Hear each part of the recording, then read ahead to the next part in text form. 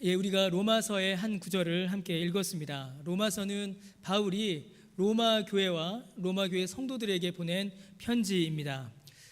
당시의 그 로마 교회, 초대교회 당시의 로마 교회는 이방인 출신 그리스도인들과 유대인 출신 그리스도인들이 섞여서 함께 신앙생활을 하던 곳이었습니다.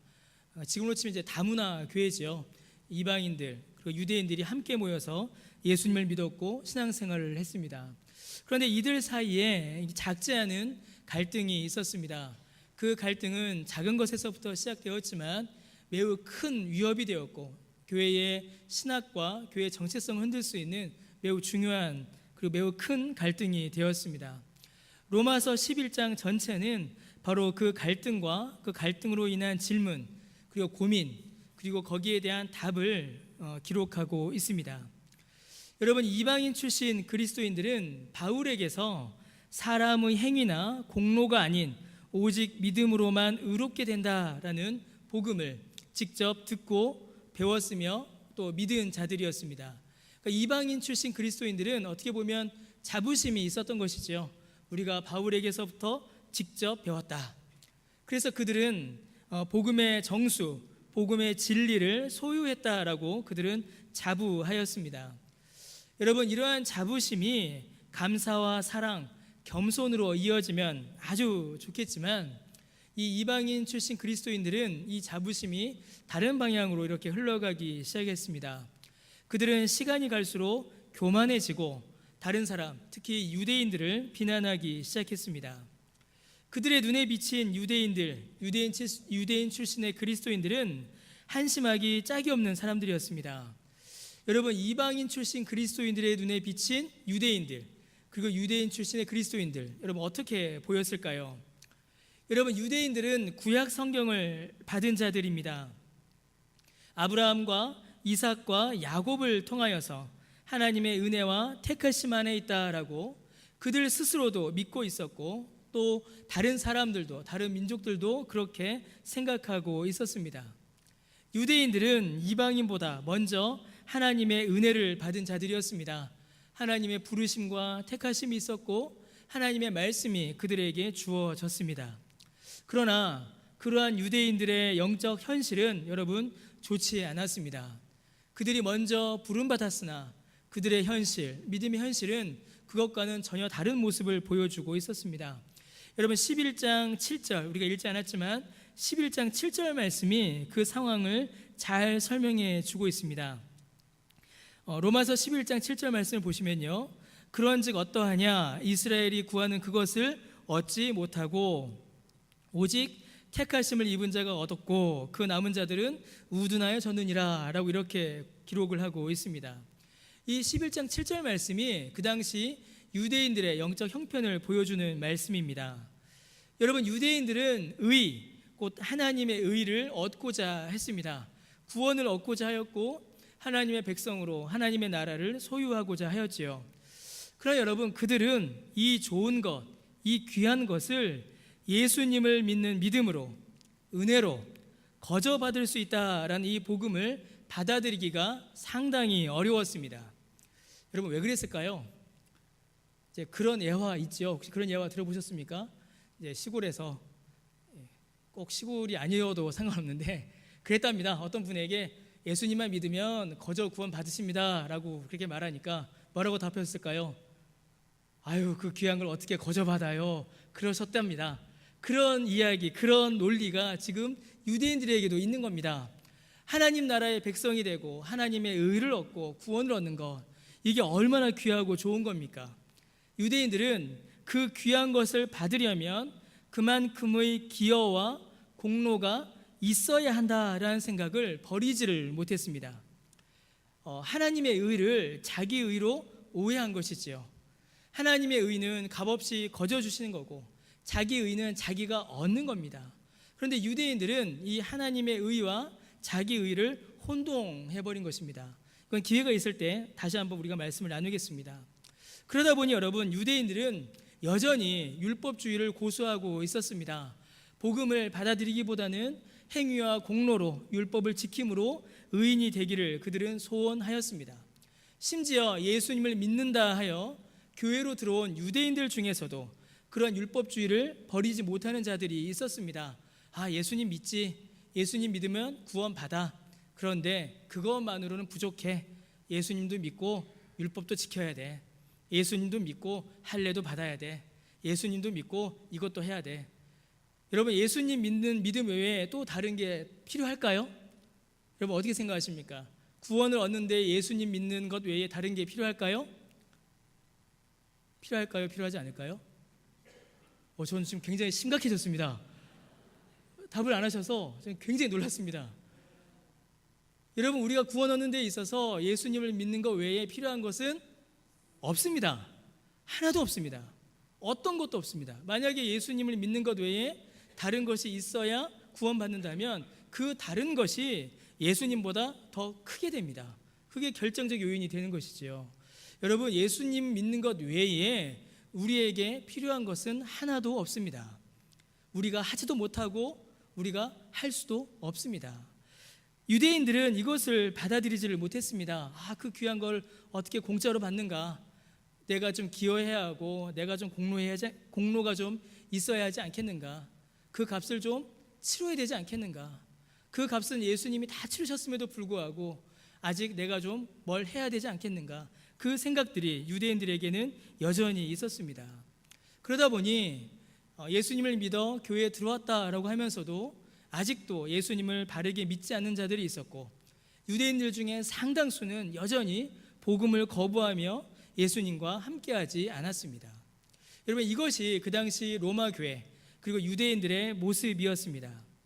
여러분, 이러한 유대인들의 모습은 상당히 중요하고 심각한 질문을 낳을 수밖에 없었습니다. 유대인들이 분명히 하나님의 은혜를 먼저 받았음에도 불구하고 왜 저들은 아직도 저 모양인가? 그러한 질문이 로마 교회 안에서 일어났습니다. 그리고 그 질문들은 이방인 출신 그리스도인들을 통하여서 더 증폭되기 시작했습니다. 유대인들이 아브라함의 후손으로 택함을 받았으나 지금 예수님을 안 믿네? 그러면 하나님께서 유대인들을 버리셨나 보구나 라는 생각이 로마 교회에 일어나기 시작했습니다. 하나님께서 구약시대 이스라엘 사람들에게 은혜도 주셨고 언약도 주셨던 것 같은데 이제 그 은혜 취소되었나 보다. 유대인들에게는 이제 더 이상 가능성이 없나 보다. 그런 질문들이, 그런 회의가 로마 교회 안에 가득 채워졌습니다. 여러분, 이 질문은 사실은 낯선 질문이 아닙니다. 이 질문은 오늘 우리에게도 변함없이 던져지는 질문이고 오늘 우리도 갖게 되는 질문입니다. 왜냐하면 오늘 우리 주변 그리고 심지어 우리 안에서도 양상은 조금 다르지만 이 유대인들과 같은 일들, 유대인들과 같은 생각들이 오늘 우리에게도 일어나고 있기 때문입니다. 여러분, 그런 경험들, 혹시 그런 분들 본 적 없으십니까? 하나님의 은혜를 경험한 것 같은데 지금은 그 은혜를 잃어버리고 잊어버리고 떠나버린 분들 우리가 볼 수 있습니다. 믿음 생활을 같이 했는데 바른 복음 안으로 들어오진 않고 계속 거부하는 분들도 계십니다. 오래 신앙생활을 했음에도 불구하고 말씀에 대한 이해, 복음에 대한 이해가 현저히 다르게 가지고 계신 분들도 또 우리가 주변에서 만날 수 있습니다. 심지어 자기 스스로도 그리고 옆에서 보기에도 저 사람은 구원받지 못한 것 같다. 저 사람이 예수 믿는 것은 어려운 것 같다. 그런 생각들이 드는 분들, 그런 생각을 할 수 있는 일들이 우리 안에서 일어납니다. 심지어 은혜를 경험한 것 같고 예수님도 믿었던 것 같고 세례도 받았던 것 같은데 교회에서 점점 더 멀어지고 신앙도 점점 약해지며 심지어 예수님을 비난하고 거부하는 일들을 우리 주변에서 또 우리 안에서 심심치 않게 볼 수 있습니다. 특히 청년의 때에 이런 일들이 종종 일어납니다. 저도 그랬습니다. 여러분, 그러한 일들이 일어날 때에 또 그러한 사람들을 볼 때에 또 우리 자신에게서 그러한 일들이 일어날 때에 우리도 같은 질문을 하게 됩니다. 하나님께서 저 사람 포기하셨나 보다. 저렇게 변하지 않는 것을 보니 하나님의 능력이 취소되었나 보다. 이제 내가 더 이상 예배가 기쁘지 않으니, 이제 더 이상 성경이 보이지 않으니 하나님도 나를 포기하셨나 보다. 나도 저 사람도 하나님의 은혜 밖에 있는 사람인가 보다. 그렇게 나 스스로를 판단하고 다른 사람도 판단할 때가 우리에게 일어난다라는 것입니다. 이러한 질문들이 로마 교회에 있었습니다. 그리고 오늘 우리에게도 이러한 질문들이 일어납니다. 여러분, 이러한 질문들 그리고 이러한 회의 앞에 바울이 뭐라고 답할까요? 바울은 단호하게 아니다 라고 대답합니다. 11장 전체가 그 답이며 바로 오늘 우리가 읽은 그 본문이 바로 이 질문에 대한 답입니다. 하나님께서는 결코 포기하지 않으시고 버리지도 않으시며 그 은혜를 거두지도 않으십니다. 바울은 이 로마서 전체를 통하여서, 특별히 로마서 11장을 통하여서 그 사실을 힘주어 선포하고 있습니다. 왜 그럴까요? 여러분, 왜 하나님은 버리지도 않으시고 포기하지도 않으시고 거두지도 않으실까요? 왜냐하면 오늘 우리가 읽은 본문이 바로 그 답입니다. 하나님은 후회하지 않으시기 때문입니다. 여러분, 하나님은 결코 후회하지 않으십니다. 여러분, 우리는 후회합니다. 여러분, 얼마나 많은 후회가 있으십니까? 우리는 많은 후회를 합니다. 약속을 해놓고 후회하고, 사람을 불러놓고 후회하고, 결정을 해놓고도 후회합니다. 지혜가 부족하여서, 지식이 부족하여서 잘못된 결정을 할 때가 있지요. 잘못된 결정으로 인하여서 우리가 많은 후회할 때가 있습니다.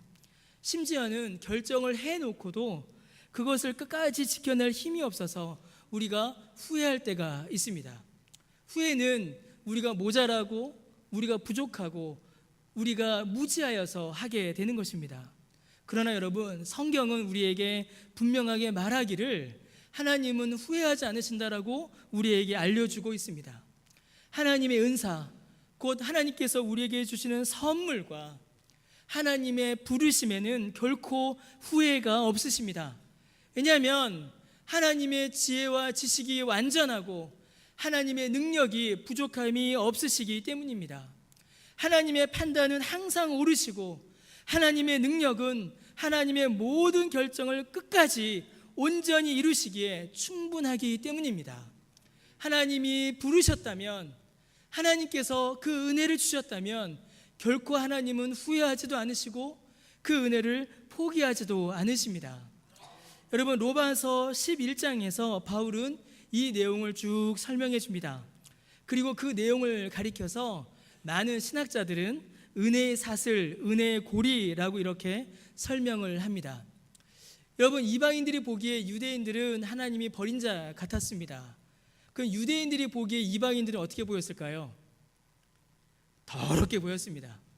그러니까 이방인들은 유대인들을 보면서 아이고, 하나님의 언약을 받았다면서 이 모양이야 라고 비난했고, 유대인들은 이방인을 향해서 뭐라고 했을까요?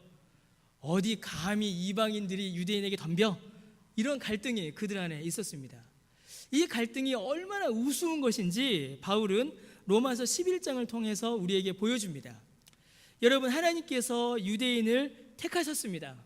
아브라함을 부르시고 이삭과 야곱을 통해 은혜를 베푸셨지요. 그러나 유대인들이 시간이 지나면서 그들이 은혜에서 멀어지기 시작했습니다. 예수님이 오셨을 때에 그들은 율법주의에 빠졌고 심지어 예수님을 거부하였습니다. 그들이 예수님을 거부하자 여러분, 어떤 일이 벌어졌을까요? 그들이 예수님을 거부하자 예수님의 은혜의 복음이 이방인들에게 전해졌습니다. 여러분, 그게 사도행전의 역사지요. 사도 바울이 복음을 들고 갑니다. 복음을 들고 가서 유대인들에게 먼저 복음을 전해요. 그럼 유대인들이 어떻게 했습니까? 우리 사도행전 기억나세요? 몇 달 전에 들으셨죠? 그럼 유대인들이 어떻게 했습니까? 아멘 하고 받았습니까? 아니죠. 아멘 하고 받지 않았습니다. 유대인들이 바울을 쳤고 때렸고 쫓아냈습니다. 유대인들에게 쫓겨난 바울이 그 복음을 들고 어디로 갔을까요? 이방인들에게로 가죠. 그럼 이방인들에게 가서 바울이 복음을 전합니다. 그럼 바울의 전한 복음을 들은 이방인들은 어떻게 했을까요? 처음에는 버팅기고 안 듣다가 나중에는 그 복음을 듣게 됩니다.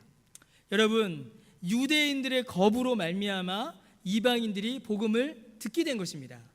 어찌됐든 어떤 모양이었던 유대인들 덕분에 이방인들이 복음을 듣게 된 것입니다. 그러면 이방인들은 유대인들을 향하여서 뭐라고 말해야 되나요? 당신들만 복음을 듣지 않고 거부해줘서 고맙습니다 해야 되는 겁니다. 자, 그러면 유대인들은 어떻게 됐을까요? 이방인들이 복음을 듣고 예수님을 믿어 의를 얻었습니다. 구원을 얻게 되었지요. 그리고 그들이 구원을 얻음으로 말미암아 그들의 모습이 바뀌기 시작했습니다. 그것을 보고 유대인들 안에 시기가 일어났습니다. 여러분, 여기서 말하는 시기는 부정적인 의미의 시기가 아닙니다. 좋은 것을 사모하고 나도 그 좋은 것을 얻기를 원하는 긍정적인 의미에서의 시기, 우리도 있어야 하는 마음의 소원입니다. 여러분, 유대인들이 이방인들이 구원 얻는 것을 보고 그들 마음 가운데 시기가 일어났습니다. 아니, 우리가 원래 하나님 나라 백성인데, 우리가 아브라함의 후손인데 어떻게 이 의를 놓칠 수가 있을까? 우리도 믿어야겠다. 그래서 유대인들이 예수님을 믿는 일들이 일어났습니다. 더러운 이방인들, 유대인의 회중에 들 수 없는 그 이방인들로 말미암아 유대인들도 예수님을 믿게 된 것입니다. 유대인들을 통하여서 이방인들이 복음을 들었고 이방인들로 말미암아 유대인들이 예수님을 믿게 됐습니다. 유대인도 이방인도 하나님의 은혜 밖으로 아무도 밀려나지 않았던 것입니다. 하나님께서는 택하신 자들에게 은혜를 주시기 위하여 유대인도 사용하셨고 이방인도 사용하셨습니다. 하나님께서는 이방인도 부르시고 유대인도 부르시기 위하여 그들의 거절도 사용하셨고 그들의 순종도 하나님께서는 사용하셨던 것입니다. 그러므로 여러분, 유대인도 이방인도 자랑할 것 혹은 남을 향하여 비난할 것이 하나도 없었습니다. 만약에 유대인도 이방인도 그들의 의로 말미암아 그들의 자격으로 말미암아 그들의 공로로 말미암아 하나님의 은혜를 받았다면 자랑할 수 있었겠지요. 그러나 유대인도 이방인도 그 누구도 자랑할 수 없었습니다. 왜요? 그들을 구원한 것은, 그들에게 생명을 준 것은 그들의 능력이 아니라 오직 하나님의 은혜였기 때문입니다. 예수 그리스도 안에 있는 이 하나님의 충만한 은혜가 흘러넘쳐서 유대인을 적시고 이방인에게 미쳤던 것입니다. 그러니 그들에게 자랑할 것이 무엇이 있었겠습니까? 그들이 자랑할 거 하나도 없었습니다. 유대인도 이방인도 자랑할 거 하나도 없이 그저 단 하나, 나를 불러주신, 나를 건져주신 주님의 그 은혜만을 이방인도 유대인도 감사하고 찬양할 수밖에 없었던 것입니다. 사랑하는 성도 여러분, 그 은혜가 유대인을 적셨고 이방인을 거쳤으며 그 은혜가 흘러서 어디까지 왔을까요? 바로 나까지 온 것입니다. 제가 말씀드렸죠, 처음에 은혜의 사슬, 은혜의 고리라고 설명합니다. 유대인에게 주셨던 은혜가 이방인에게 갔고 이방인에게 갔던 그 은혜가 또 오늘 우리에게까지 주어진 것입니다. 주께서 우리도 그 은혜의 사슬에, 그 은혜의 고리에 연결시키신 것입니다. 저 멀리 떨어지지 않게 하시고 우리를 부르셔서, 그 후회 없는 부르심으로 우리를 부르셔서, 그 완전한 부르심으로 우리를 부르셔서 그 은혜의 사슬에, 그 은혜의 고리에 우리도 연결되게 하신 것입니다. 그러면 여러분, 이 고리가 끊어질까요? 끊어지지 않을까요? 결코 끊어지지 않습니다. 이 은혜의 사슬이 결코 약해지지도 않고 그 은혜의 고리가 결코 끊어지지도 않습니다. 왜요? 하나님의 부르심에는 후회하심이 없기 때문입니다. 그러면 여러분, 이제 이 고리가 어떻게 될까요?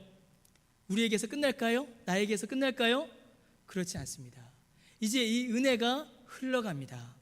유대인들을 거쳐서 이방인들을 통하여 나에게까지 흘러온 이 은혜의 고리가, 이 은혜의 강물이 이제는 나를 통하여 또다시 흘러가게 되는 것입니다. 누구에게 흘러갈까요?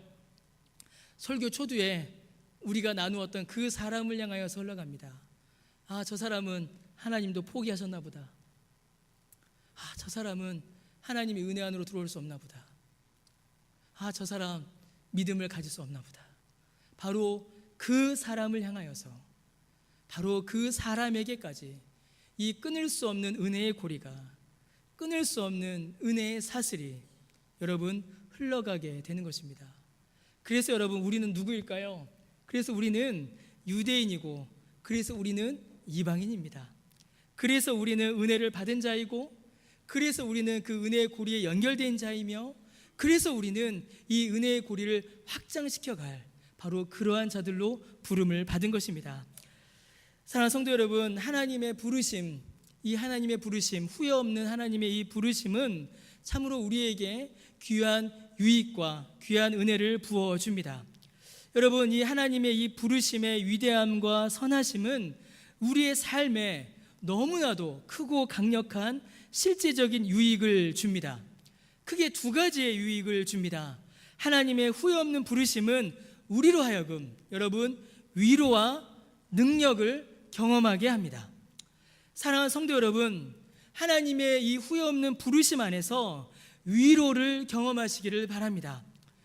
여러분, 우리를 부르신 이 후회 없으신 하나님의 부르심은 우리를 위로하시고 우리에게 힘을 주십니다.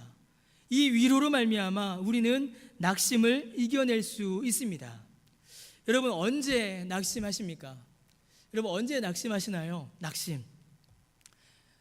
우리의 낙심은 소망을 잃어버릴 때에 우리는 낙심하게 됩니다.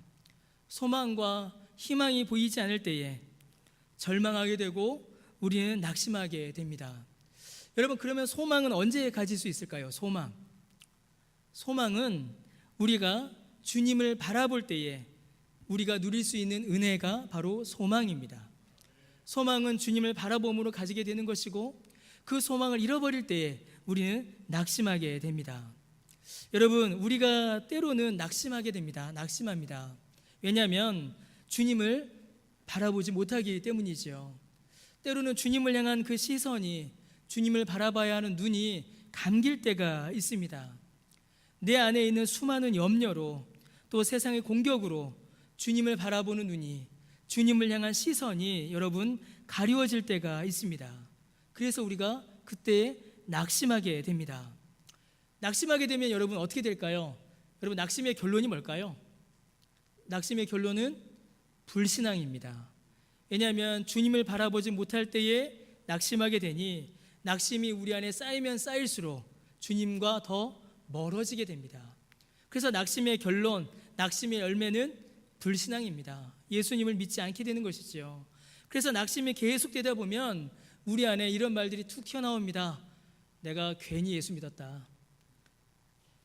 내가 교회 괜히 다녔다.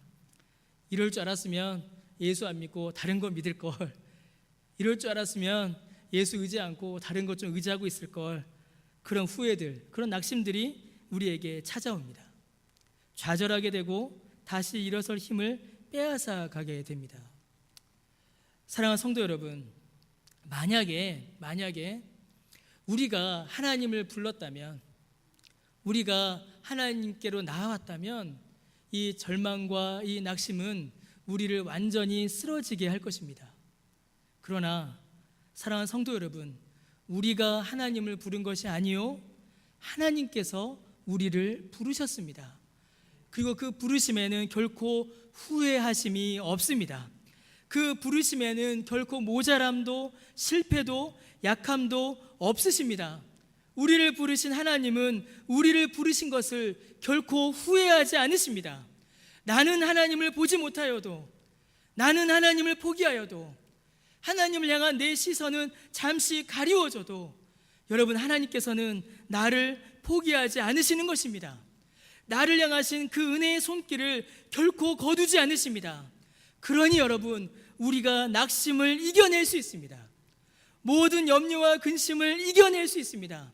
하나님께서 나를 부르셨으니 그 부르심이 후회가 없으니 나를 낙심케 하고 나를 절망케 하는 모든 염려와 근심 안에서도 우리는 소망을 찾으며 우리는 힘을 얻으며 그 낙심을 이겨낼 수 있는 것입니다. 사랑하는 성도 여러분, 주님의 그 부르심 안에서 위로를 얻으시고 그 위로로 말미암아 낙심과 싸워 이기시는 저와 여러분 되시기를 주님의 이름으로 간절히 축원합니다. 더하여 사랑하는 성도 여러분, 하나님께서 우리를 이렇게 부르셨으니 이제 그 부르심의 능력을 경험하시기를 바랍니다. 여러분, 주께서 우리를 부르셨습니다. 그런데 주께서 우리를 그냥 부르신 것이 아니라 그 부르심으로 살아갈 만한 능력도 주님께서 함께 주셨습니다. 여러분, 그 능력 어떤 능력일까요? 주께서 우리를 부르실 때 주신 그 능력은 주님을 따르는 능력입니다. 그 말씀에 순종하는 능력이며 예수님을 닮아가는 능력입니다. 왜 능력일까요? 우리의 힘으로는, 내 힘으로는 주님을 따를 수 없기 때문입니다. 내 힘으로는 그 말씀에 순종할 수 없고 내 능력으로는 예수님을 닮아갈 수가 없기 때문입니다. 그러나 주께서는 우리를 부르실 때에 능력을 주셨습니다. 여러분, 그 능력 언제 가장 강력하게 발휘될까요? 주께서 우리에게 주신 이 능력, 후회 없는 부르심 안에서 우리에게 주신 이 능력이 여러분 언제 가장 강력하게 발휘될 수 있겠습니까? 그 능력은 바로 죄와 싸울 때에 가장 강력하게 발휘됩니다. 여러분, 오늘도 우리를 무너뜨리려는 가장 크고 무서운 원수가 있는데 바로 죄입니다. 죄는 끊임없이 우리를 유혹하여서 우리의 믿음을 무너뜨리려고 합니다. 때로는 공격하고, 때로는 박해하고, 때로는 유혹하여서 우리가 넘어지게 하고 예수님을 거부하게 합니다. 사랑하는 성도 여러분, 죄가 우리를 유혹할 때에, 죄가 우리를 공격해 올 때에, 그때마다 사랑하는 성도 여러분, 주님이 주시는 이 능력으로 죄와 맞서 싸우시기를 주님의 이름으로 간절히 축원합니다. 내가 훈련하여서, 내가 연마하여서 내가 얻어낸 능력이 아닙니다. 나를 부르신 그분께서, 주의 군사로 부르신 주님께서 나를 부르실 때에 내게 허락하여 주신 능력입니다. 죄와 맞서 싸우는 능력, 주의 말씀에 순종하는 능력, 주의 말씀을 따라가는 그 능력을 주께서 우리에게 주셨습니다. 사랑하는 성도 여러분, 죄와 맞서 싸워 지지 마십시오. 믿음을 무너뜨리려는 죄의 공격에 맞서십시오. 거룩한 삶을 방해하는 게으름의 유혹과 싸우십시오. 주님의 능력으로 싸우십시오. 내 능력으로, 내 힘으로 싸우는 거 아닙니다. 나를 부르신 그 후회 없는 부르심 안에서 내게 주신 그 능력으로 말미암아, 그 부르심의 능력으로 말미암아 죄와 맞서 싸우십시오. 그리고 그때에 우리는 승리하게 될 것입니다. 우리는 죄와 맞서 싸울 것이며 죄와 이길 것입니다. 사랑하는 성도 여러분, 여러분에게는 이 승리의 경험이 있으십니까? 여러분 어떠십니까? 여러분에게는 죄에 맞서 싸워 이긴 이 승리의 경험이 있으십니까? 여러분, 승리도 패배도 버릇이 됩니다. 자꾸 지면 어떻게 될까요?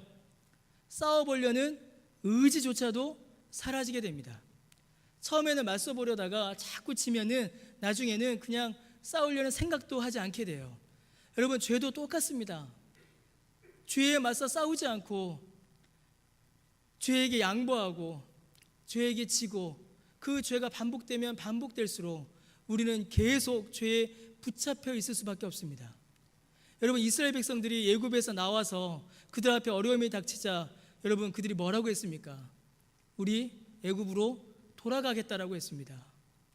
그들의 계속 반복되었던 패배가, 그 패배감이 그들의 생각 자체를 바꿔놓았던 것입니다. 사랑하는 성도 여러분, 주님께서 우리를 부르실 때에 죄에 맞서 싸울 능력도 주셨습니다. 예수 그리스도 안에 그 능력이 있습니다. 사랑하는 성도 여러분, 그 능력으로 죄에 맞서 싸우시며 이기시는 저와 여러분 되시기를 주님의 이름으로 간절히 축원합니다. 여러분, 오늘은 청년 주일입니다. 아까 기도에도 있었듯이 청년 주일로 지키는 날입니다. 여러분, 오늘날의 청년들 여러분 어떻게 보이십니까? 오늘도 이제 우리 청년들이 같이 예배 드리고 있습니다. 우리 청년들 몇 명 있고요, 2층에도 있고요, 같이 예배 드립니다. 여러분, 오늘날의 청년들,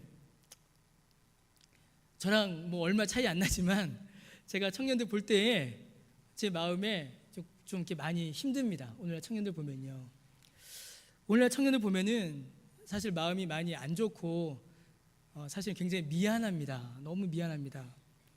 오늘날 청년들은 예수 믿기 정말 어려운 때를 지내고 있습니다. 정말 이렇게 신앙생활하기 어려울 때가 있었나 싶을 정도로 오늘날의 청년들은 그러한 시대를 지나고 있습니다. 저의 청년 때, 저의 20대 때 생각해 보면 어떻게 좀 버틸 수 있었던 것 같습니다. 그냥 어떻게 좀 버텨볼 수 있었던 것 같아요. 근데 여러분, 지금 청년들은 전혀 다른 세상에서 그들이 자랐고 살고 있습니다. 여러분, 오늘날의 청년들은 어려서부터 최고의 가치는 성적이다라고 믿는 세상에서 자랐습니다. 그렇지 않으세요? 그렇지 않습니까? 오늘날의 청년들, 지금 20대들 한번 보십시오. 어려서부터 그들은 늘 점수로 평가받았습니다. 더 높은 점수 얻기 위해서 어려서부터 무거운 학원 가방 메고 그렇게 살고 그렇게 큰 사람들이 지금 20대들, 지금 청년들입니다. 힘껏 열심히 공부해서 입시를 하나 치러요. 그 입시 치르고 나면 어떻게 됩니까? 끝납니까? 그 다음 입시가 기다리고 있지요. 입사가 기다리고 있지 않습니까? 수많은 시험과 수많은 평가가 우리 청년들 앞에 놓여 있습니다. 그것을 견뎌내야 하고 그것을 통과해야 합니다. 그 싸움이 만만치가 않습니다. 여러분, 우리 대치중학교 주차장 사용하잖아요. 여러분 보신 적 있으실지 모르겠는데 토요일 또 주일, 특히 토요일에는 여기서 그 회사들, 대기업들의 입사시험이 계속 있습니다. 그럼 입사시험 보러 청년들이 저기 매봉역에서부터 이렇게 줄 서서 와요. 이렇게 줄 서서 옵니다. 막 가방 하나 메고 꼭 우리 교회 앞에서 담배 핍니다. 그래서 제가 그 담배 꽁초만 깨끗하게 버려주세요. 그러고 그냥 맙니다. 얼마나 힘들겠어요. 그 스트레스가 얼마나 크겠습니까? 그렇게 무거운 가방 하나 메고 덜덜덜 걸고 와서 시험 치고 끝나면 또 그냥 웃으면서 가는 친구 별로 없습니다. 또 그냥 영상 팍 쓰면서 이렇게 가요. 여러분, 세상은 시간이 지날수록 성경적 가치관을 무너뜨립니다. 성경적인 가치관, 성경적 세계관을 이 세상은 점점 무너뜨립니다. 처음에는 문화로 도전하던 이 세상이 이제는 법과 제도로 이제는 기독교적 가치관을 무너뜨립니다. 예수님을 믿는 믿음이 조롱받고 믿음의 삶은 무가치한 것으로 여겨집니다. 가장 분명한 증거가 여러분 무엇인지 아십니까? 가장 분명한 표시가 뭐냐면 신앙생활이 수많은 활동 중에 하나로 전락했다라는 것입니다. 교회 가는 것이 일요일날 내가 할 수 있는 여러 가지 일들 중에 하나, 일요일날 내가 선택할 수 있는 여러 가지 일들 중에 하나가 교회 가는 것, 그렇게 돼버린 겁니다. 성경이 어떻게 되었습니까? 성경이 우리에게 절대적인 권위를 가집니까? 여러분 어떠세요? 성경이 오늘날 수많은 종교 서적들 중에, 수많은 인문 교양 서적 중에 하나, 그게 바로 성경이 되어버렸습니다. 예수님을 믿는 믿음 역시 마찬가지이죠. 수많은 사상과 이념들 중에 하나가 기독교로 그렇게 전락돼 버리고 말았습니다. 내가 선택할 수 있는 여러 가지 선택지 중에 하나, 그게 기독교가 되어버린 겁니다. 그럼 어떻게 될까요? 더 중요한 일, 더 가치 있는 일이다라고 여겨지는 무언가가 나타나면 기독교 신앙은, 우리의 믿음은 가장 먼저 뒤로 미루어지고 가장 먼저 포기하고 가장 먼저 양보하는 일이 됩니다. 그래서 시간이 남고 여력이 남고 생각이 남으면 그때 한번 참여해보고 그때 한번 열어보고 그때 하면 생각해하는 그런 일들이 되고 말았습니다. 여러분, 그게 오늘날 기독교 신앙이 가지고 있는 위치입니다. 부인할 수 없는 현실입니다. 심지어 교회 안에서마저도 그런 일들이 일어나죠. 본질이 뒤로 밀리고 본질의 자리를 차지하는 일들이 일어납니다. 여러분, 교회의 본질, 우리가 주일날 교회에 모이는 이 일의 본질이 어디에 있습니까? 예배에 있지 않습니까? 예배가 교회의 본질이고 기독교의 본질입니다. 그런데 비본질적인 일들, 그 비본질적인 일들로 인하여서 우리가 정말로 붙들어야 될 본질이 뒤로 밀리는 그런 일들이 일어납니다. 여러분, 오늘날 우리 청년들이 살아가고 있는 이 세상은 이 공격의 한 가운데에 있습니다. 그런 세상 속에, 수많은 유혹 속에 공격과 도전과 시련 속에 그 한가운데에 우리 청년들이 놓여 있습니다. 그리고 그러한 도전들은 믿음을 자의반, 타의반으로 포기하게 만듭니다. 여러분, 대학에서 배우는 학문이 세상의 문화가 우리의 삶의 모습이 기독교 신앙을 무가치한 것으로 여기게 만들고 포기하게 만들고 양보하게 만듭니다. 성경은 정확무한 하나님의 말씀이다 라고 말하면 여러분 요즘 사람들 어떻게 말하는지 아십니까? 저 무식한 사람 이럽니다. 여러분 예전에는 저 어릴 때는 어떻게 목사님이 이렇게 하면 지나가면은 그래도 사람들이 목사의 말은 들어줬습니다. 근데 요즘은 어떻습니까? 목사라고 하면은 사람들이 욕부터 합니다. 욕부터 해요. 목사 대접받지 않습니다. 여러분 아시죠? 제가 개척하고 나서 그걸 뼈저리게 느꼈었습니다. 예전에 교회니까, 교회 아니니까 여러분들이 저한테 목사님 하시죠. 밖에 나가서 예수 안 믿는 분들 저한테 뭐라고 보시겠습니까? 저를 그냥 40대 초반에 그냥 아저씨입니다. 그냥 아저씨예요. 목사 존중받지 못합니다. 기독교 사람들이 의지하지 않습니다. 그런 세상 가운데서 우리 청년들이 살아가고 있습니다. 여러분 이게 청년들의 문제, 청년들만의 문제겠습니까? 우리 모든 어른들의 문제이고 오늘날 우리가 처해 있는 기독교 신앙의 문제입니다. 사랑하는 성도 여러분, 사랑하는 우리 청년 여러분, 그러면 우리가 이러한 때에 어떻게 해야 살아갈 수가 있겠습니까? 어떻게 해야 우리가 이 믿음을 지켜낼 수가 있겠습니까? 어떻게 해야 예수님을 믿는 이 신앙을 지킴으로 우리의 삶을 살아갈 수가 있겠습니까? 사랑하는 성도 여러분, 후회 없는 주님의 그 부르심만이 우리에게 위로요, 우리에게 능력이 됩니다. 사랑하는 성도 여러분, 우리를 낙심시키는 이 세상의 공격 앞에서, 우리의 믿음을 포기하게 만드는 이 죄의 유혹 앞에서 사랑하는 성도 여러분, 이 부르심의 위로와 이 부르심의 능력이 우리를 살게 하는 것입니다. 이것 외에 우리가 이 세상을 이겨낼 힘이 없습니다. 이것 외에 우리가 이 세상에서 살아갈 소망이 우리에게 없습니다. 사랑하는 성도 여러분, 청년 여러분, 주께서 부르시는 이 부르심을 붙들고 이 부르심 안에서, 이 부르심의 은혜 안에서 살아가시는 저와 여러분 되시기를 주님의 이름으로 간절히 축원합니다. 여러분, 예수 믿는 삶, 말씀대로 살아가는 삶은 후회하는 삶이 아닙니다. 여러분, 예수 믿는 삶, 말씀대로 살아가는 삶은 후회하는 삶이 아니라 주께서 결코 우리를 후회하게 만들지 않으실 것입니다. 우리의 믿음을 붙드실 것입니다. 세상이 줄 수 없는 위로를 주시며 세상을 이기는 능력을 우리에게 주십니다. 그 삶으로 살아가시길 바랍니다. 우리를 부르신 그 부르심이 후회 없으시니 그 부르심으로 살아가는 우리의 삶도 결코 후회가 없을 것입니다. 주께서 약속해 주지 않으십니까? 사랑하는 성도 여러분, 우리의 소망이 그 부르심 안에 있습니다. 예수 그리스도와 그분 안에 있는 은혜를 붙잡고 소망 가운데에 위로와 능력을 충만히 누리시는 그 믿음의 능력으로 살아가시는 저와 여러분, 또 우리 청년들 되시기를 주님의 이름으로 간절히 축원합니다. 이 시간 우리 함께 찬양하겠습니다. 우리